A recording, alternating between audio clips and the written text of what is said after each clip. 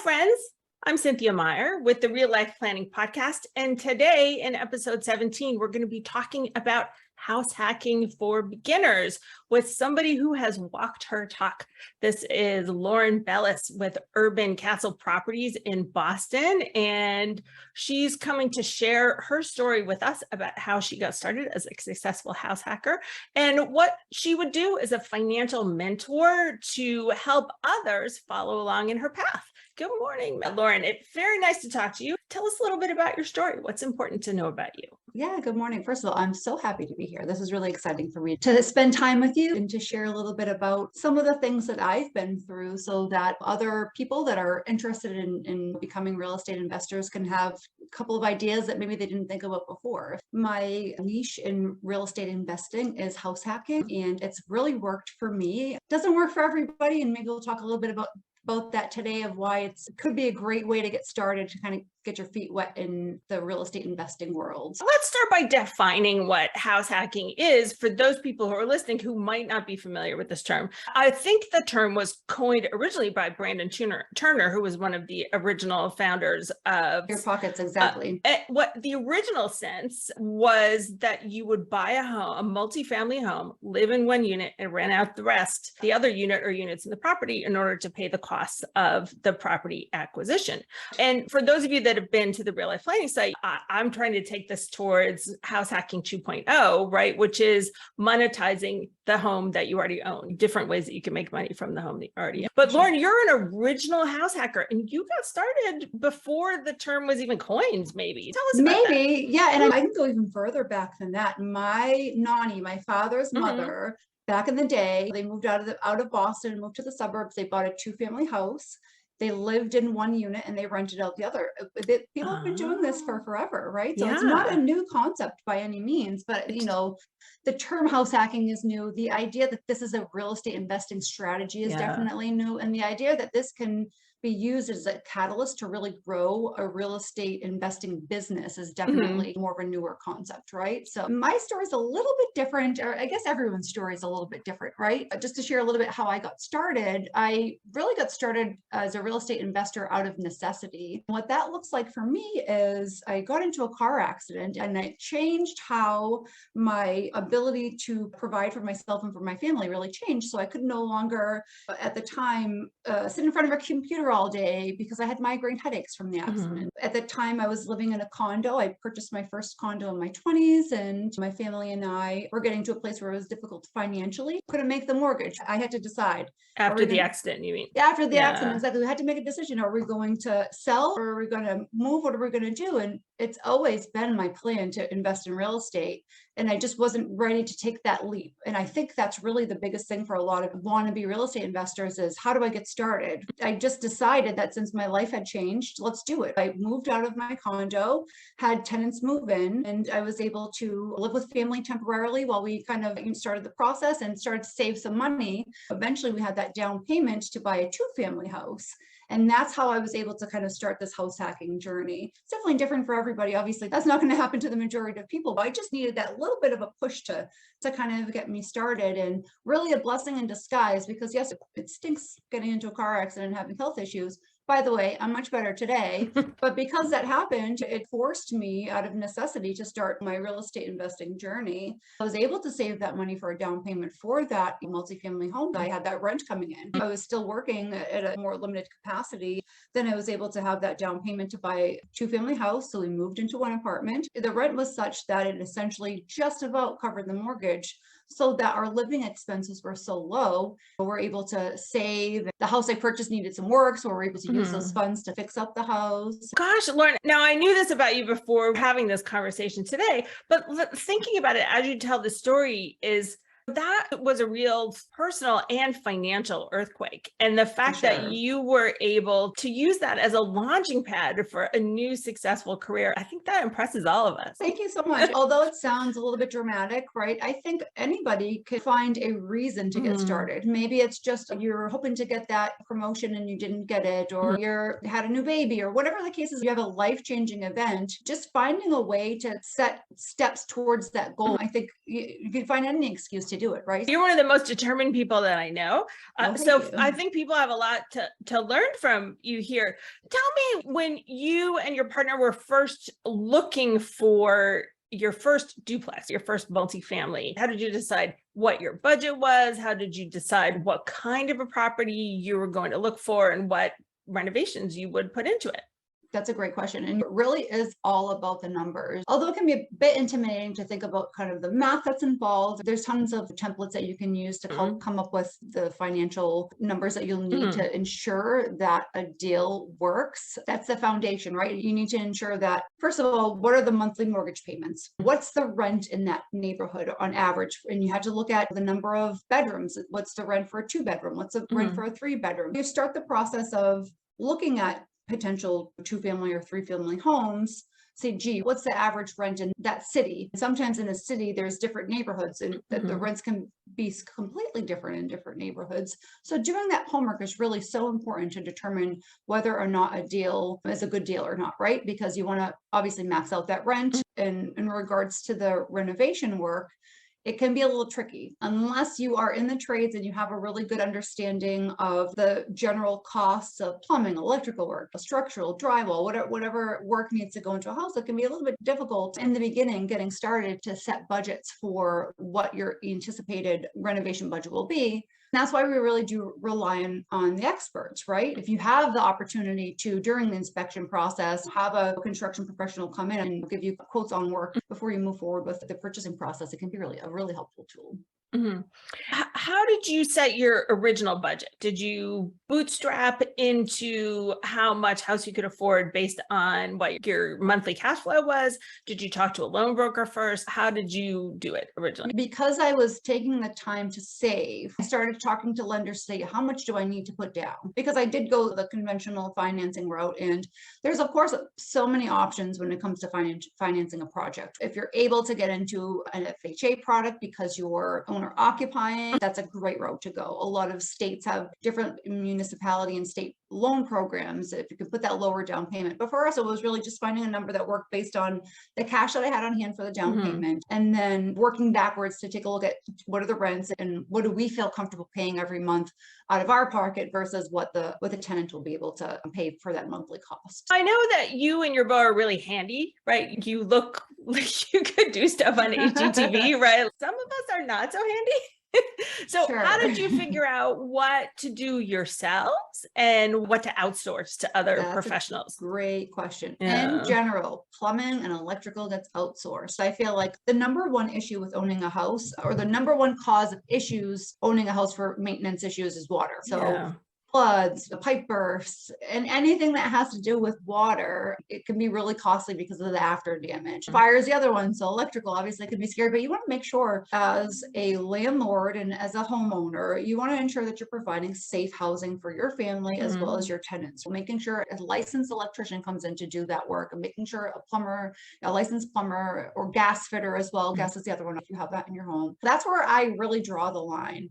Anything else for us is fair game. And my life partner, Winston, is very handy. I'm just confident. I'm not necessarily handy, but if I feel like if you can YouTube it, you can do it. That's how I feel, right? So we taught our, husband has this philosophy. Yeah, it's not always, you want to make sure you watch maybe more than one YouTube video from a couple of different sources to make sure you're getting some of the same advice there. We learned to do some really very specific like drywall strategies ourselves, and painting is an easy one. But even paint, if you do a sloppy paint job, you can tell. You gotta, you want to invest in painter's tape at first. Make sure you take that painter's tape off while it's wet. That's a mistake. A lot of people, they don't realize that. Well, those little tips and tricks on Instagram and TikTok and stuff like that are helpful as well. I can cut in with a brush now, all my edging, and it looks perfect. Winston, not so much, but that's okay. He's great at rolling. He's got that upper body strength. So it's nice when you have people to help you, even if it's just having some friends come over and get pizza and beer and paint. That's a party. Yeah, for sure. So we've definitely done that. That's interesting.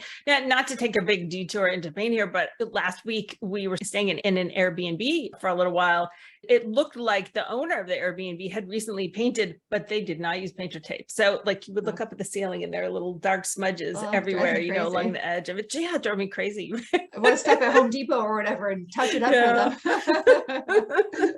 So, but other than that, the paint job looked good, right? Maybe they're listening. Who knows?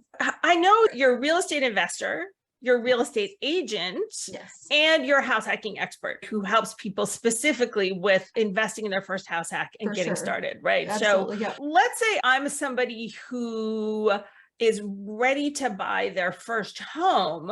Under what circumstances would I want to consider going the house hack route instead of just saying buying a single family home or a condo? Yeah, it's really a personal preference thing. And I always say it's a lifestyle trade-off that you have to be willing to make, because it's comfortable living in a single family house. It's comfortable living in a single family house than it is, say, a condo, because you don't have to worry about upstairs, downstairs, next door neighbors. It's more private. So it's that trade-off between comfort and profit, right? If you're the kind of person that doesn't want to be bothered by music from their neighbor's house or doesn't want to have to deal with tenants, it might not be the best option for you. That being said, maybe you can find a lot with 2 houses on the lot, right? So that's and kind of an extreme example of house hacking with high level of personal comfort, right? You have a house and your tenant has a house, and you still have to deal with the tenant in that you have to make sure they pay their rent. If something breaks, you have to hire someone to fix it. And so there's definitely some level of discomfort from that interaction with the tenant's perspective. But then I kind of see it as a spectrum of maybe next to that is side-by-side duplex, where you're really just sharing the one wall with the tenant and you still have Like a lot it's of a townhouse. privacy. Yeah. Exactly. Yep. And then maybe a triplex with 1, 2, 3 on top of each other, which is very common in the Boston area. And it's not that bad if you're the upstairs neighbor, but maybe if you're in the middle or the bottom, or you have the neighbors upstairs from you, can get lose a little bit more of that comfort. As a house hacker, you can keep working all the way down. I know house hackers that rent out rooms in their home. So they're sharing the bathroom and kitchen with people to essentially having roommates. And that's house hacking as well, where you're having the rent come in from your boarders that are living in the home with you. Maybe my stepdaughter did that for a while when she first bought her home. Yeah, for sure. And I've had roommates as well. And it's definitely a way to max out your house hacking potential, especially say it's a 3-unit building. You've got 1 tenant on floor 1, 1 tenant on floor 2, and then you're in 1 bedroom in your house that you bought and you have roommates in all the other rooms. That's a cash flowing property on day 1, right? That could really set you up to buy that single family home by the time you're ready to live in it. Or another multifamily, right? Depending on how you look at it. My husband, Steve, and I became real estate investors in our 40s. If there's one thing we would do, if we could go back in time and tell our 23-year-old selves, it would be to do a house hacking strategy. Get in a multifamily, whatever we could afford. You were living with roommates in apartments anyway, right? And we didn't know each other back then. But certainly if I would have done that, we'd have a lot more properties than we have now. Yeah, for sure. We were first generation real estate investors, and we really didn't even think about real estate until we were in our late 30s. Yeah, for sure. It's easy to say if only, right? But it's nice to be able to tell other people. When I see young people in their 20s and they're starting the journey, I'm glad I can kind of give that feedback. Have you considered house hacking? Yeah. Do you know what that is? And we can kind of set up an ABC plan to explore to see if that's a good option, right? Working with people who are looking for their first house hack, or maybe a serial house hack where they're like you, they go in, house hack, renovate, move on to the next project, and rent out the unit that they were living in. How should somebody look for an investor-friendly real estate agent? That's a great question. First of all, I work with a team across the country, real estate agents that specialize in helping individuals that are just starting off as real estate investors. I'm happy to refer anybody to a real estate agent in their area, so you can reach out to me directly. But second of all, I would say whenever you're looking for an agent, go to your network. Somebody in your network is a real estate agent. You might have a cousin that you didn't realize, or your best friend's uncle, or there is someone in your network that is a real estate agent. So please, before you go on the websites, when you're looking at houses and you see that pretty house and you want to click the button for more information, don't click the button. If anything, post on social media and say, does anyone I know a real estate agent, right? Now you have an agent, but that doesn't mean they specialize in helping people find investment properties, right? Right. A lot of realtors do not do that at all. They just want to steer people towards the most expensive single family home they can afford. Yeah, exactly. Or just really wants to help. And obviously real estate agents work off commission, so they would get paid. but they can refer you. Every real estate agent either knows personally or their broker or someone in their office can connect you with an investor-friendly real estate agent. For full transparency, that agent, your cousin or your uncle or your best friend's sister, whoever it is, they might get a referral fee for referring you to another agent. But at least it's somebody in your network that you can go to and say, hey, I worked with Joe that you referred me to and it's not working out. Is there someone else that you can suggest that I can work with? My answer is stick within your network and work with either someone that you can refer you, or feel free to reach out to me. I'm great at connecting people that are looking for investor-friendly agents. What role would an investor-friendly agent play in looking for and negotiating for that ideal house hacking property for the newbie? Yeah, and I think the biggest difference here is understanding how the role that numbers plays in the equation, right? So the math involved with looking at your debt service, so your principal and interest on your mortgage, the taxes in the community, and the insurance, especially when you're looking at flood friendly areas that might be in flood zones, and taking a look at additional expenses of an average maintenance cost every year, any capital expenditures that need to be done, if it's separately metered for electric and or gas, if you'll be paying water and sewer bill. Step by step, they should be able to kind of help you keep track of the expenses in a property, or at least ensure that you are taking a look at the expenses in that property. They should also be able to run comps for the rent in that area for you as well. So they should be able to develop a comparable analysis report of rental amounts in the area where you're looking at a property. If they know you're looking at a 2-family house, each unit has 2 bedrooms, they should be able to pull up a report for you that looks at all of the recently rented apartments that are 2 bedrooms within a certain area within that house, and give you a really fair estimate of about what you would be getting for rent for that unit. Now you have your numbers, you have your income coming in, you get your expenses going out, and that's how you can determine if a property will work for you. With a house hack, it's a little bit different than just a straight up investment, because when you're looking at an investment property, you're looking for a cash flow positive property. We're hoping to get a property that has more rent coming in than it does expenses going out. When it comes to a house hack, it's a little bit different, because even if you're not cash flow positive, you are decreasing your monthly cost of living. An easy way to say this is you buy a duplex, and just make it easy, that the monthly expenses for that duplex is $1,000. If that duplex just had renters in it and each apartment rented out for $1,000 each, well, that's $1,000 a month profit. But if you're living in it and you only have that $1,000 coming in, you're essentially living there for free because you're occupying the unit. Yes, you'll have to pay for your electric bill, your gas bill, your internet bill, but you're not having to contribute towards that mortgage. So That's right. The numbers really matter when it comes to looking at investment properties. But the closer you are to being cash flow neutral or cash flow positive in the house hack, the more attractive a deal it is.